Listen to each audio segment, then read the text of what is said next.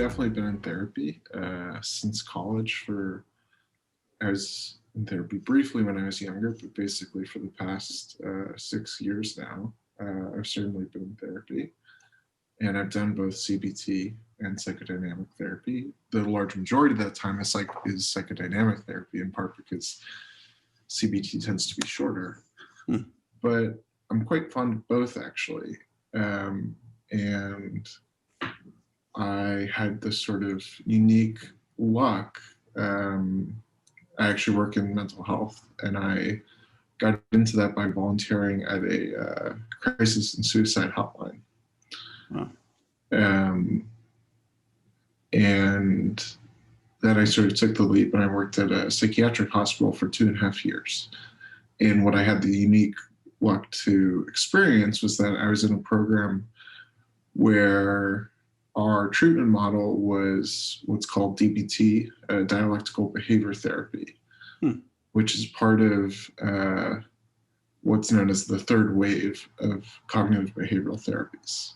I can say more about that, but my job was to sort of help highly suicidal patients get through difficult moments.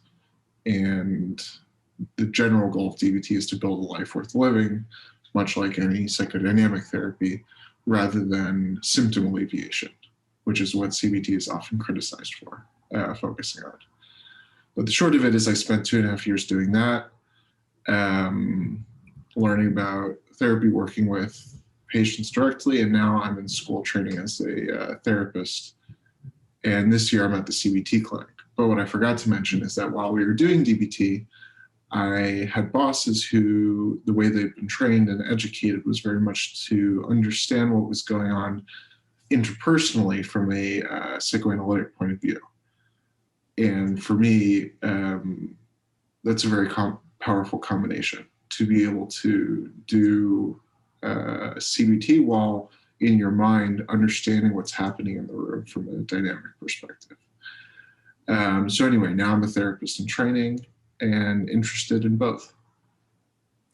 I think I want to back up because I'm interested in the fact that you've done all of your kind of all the professional experience you mentioned, which must be most of your professional experience, has been in mental health in crisis related situations, suicide. I mean, that's a very striking thing to want to go into. What makes you want to be around people that are at the moment of wanting to end their life? It's a good question that I've certainly spent a fair amount of time talking about in therapy.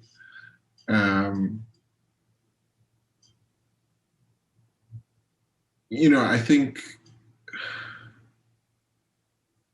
I have my own personal experiences of being close to people who've been suicidal, but it's less a specific attraction to that than it really came from, for me.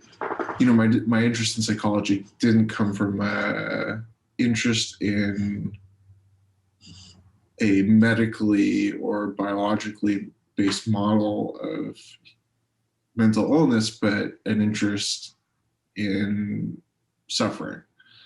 And if you're interested in helping people who are suffering and understanding suffering, then whereas I think maybe 100 years ago I would have gone down some other route, today the route that you end up going is entering the quote mental health field. So it was less an interest in suicide as like a psychological thing or per se, than if you want to help people who are really suffering and you're game to do that. One of the people who suffer most tend to be suicidal.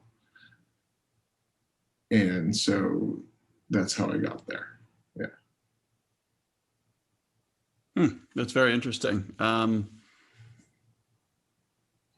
I don't know if I agree that the people who suffer the most tend to be suicidal, but I know what you mean. I feel like they either tend to be suicidal, homicidal, or psychopathic, like something really extreme. Because if you if you don't go down the route of wanting to kill yourself, maybe that's just not the channel that your defense mechanisms go down. It's hurting others, or some sort of grandiosity to the extreme or something. But I know what you mean. I'm not trying to be nitpicky. And I hope you don't mind. I'm curious about a person that chooses to go into mental health. So I have another question. One thing that I notice about you in the first few minutes of meeting you is that you're very calm. I feel like it would be hard to,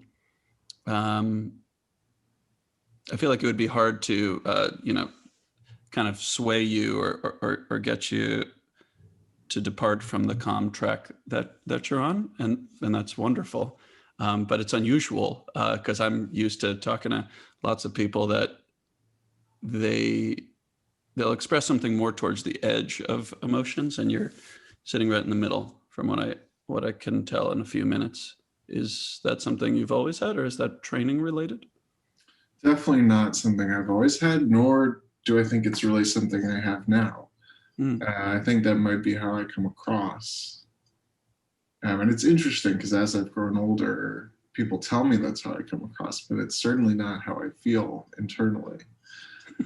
I think I'm very susceptible to strong emotions and shifts in how I feel or think about things.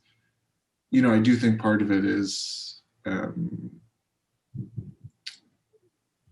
spending, and I was a very delicate child. I mean, I cried a lot and shouted a lot. And that's certainly not how I've been constitutionally. But I do think that, spending 2.5 years working up to 40 or at brief periods, 60 hours a week in a setting with people who, I was working with people with borderline personality disorder, so people who experience very, very intense shifts in mood all the time. It does give you a sort of, I can actually share. I remember volunteering in college very briefly at this halfway house for these guys with developmental difficulties who were in the correctional system. And there was this counselor who worked there, staff. He was this big buff guy, and he was so zen. Anything could happen, and he would just be utterly calm. And I thought, how cool it would be to be someone like that. But that's never going to happen for me. And the thing is, if you spend 2.5 years in a setting where really, a lot of the time it's calm, but there are also periods where there's a lot of yelling, there's a lot of anger, there's a lot of suicidality. It changes you, and it gives you an ability to have. I've always thought that if you want to get less sensitive to your small problems, not prescribing this, but one way to do that is to have bigger problems. And when you face these really intense situations, I do think that less intense situations shake you less. You develop this sort of zen that I actually think has some trade-offs. I don't think it's totally a good thing all the time. But I do think your ability to deal with I do think you cultivate a certain ability to be steady.